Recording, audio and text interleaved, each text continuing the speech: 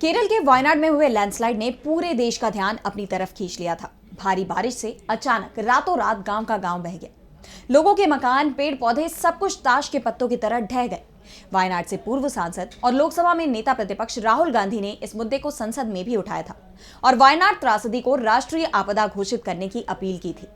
लेकिन अब केंद्र ने इसे मंजूरी देने से इनकार कर दिया है, जिसे लेकर विवाद खड़ा हो गया है। तो क्या है पूरी खबर, जानने के लिए देखिए ये रिपोर्ट। वायनाड में लैंडस्लाइड से हुई तबाही का मंजर आज भी लोगों के मन मस्तिष्क में बैठा हुआ है। वायनाड की जनता आज भी एक आम जीवन जीने के लिए संघर्ष कर रही है। वायनाड के लोगों की हालत को देखते हुए मांग उठ रही थी कि इस त्रासदी को राष्ट्रीय आपदा घोषित किया जाए। उन्हें आर्थिक रूप से मदद की जरूरत है, लेकिन केंद्र सरकार ने इसे नामंजूर कर दिया है। इसे लेकर गृह राज्य मंत्री नित्यानंद राय ने केरल सरकार को लेटर लिखा है। इसमें उन्होंने कहा कि एसडीआरएफ, एनडीआरएफ के मौजूदा दिशा निर्देशों के तहत किसी भी आपदा को राष्ट्रीय आपदा घोषित करने का कोई प्रावधान नहीं है। वायनाड से कांग्रेस प्रत्याशी प्रियंका गांधी ने केंद्र सरकार के इस फैसले पर नाराजगी जाहिर की है।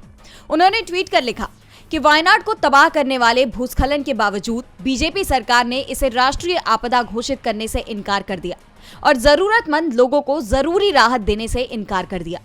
ये सिर्फ लापरवाही नहीं है, ये उन लोगों के साथ अन्याय है जिन्हें अकल्पनीय क्षति हुई है। वायनाड के लोग बेहतर के हकदार हैं। प्रियंका गांधी ने आगे लिखा कि पीएम मोदी ने त्रासदी के समय वायनाड का दौरा किया। उन्होंने इसके प्रभावों को प्रत्यक्ष रूप से देखा। फिर भी उनकी सरकार राजनीति कर रही है और जरूरी सहायता रोक रही है।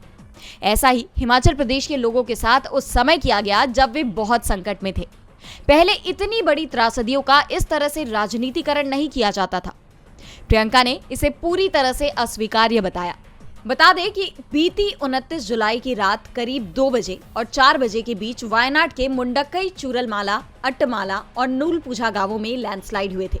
इसमें 400 से ज्यादा लोगों की जान चली गई थी। राज्य सरकार ने केंद्र को चिट्ठी लिखकर और राहुल गांधी ने संसद में यह मुद्दा उठाकर इसे राष्ट्रीय आपदा घोषित करने की मांग की थी, लेकिन अब केंद्र ने इसे खारिज कर दिया है। डीबी लाइव की रिपोर्ट।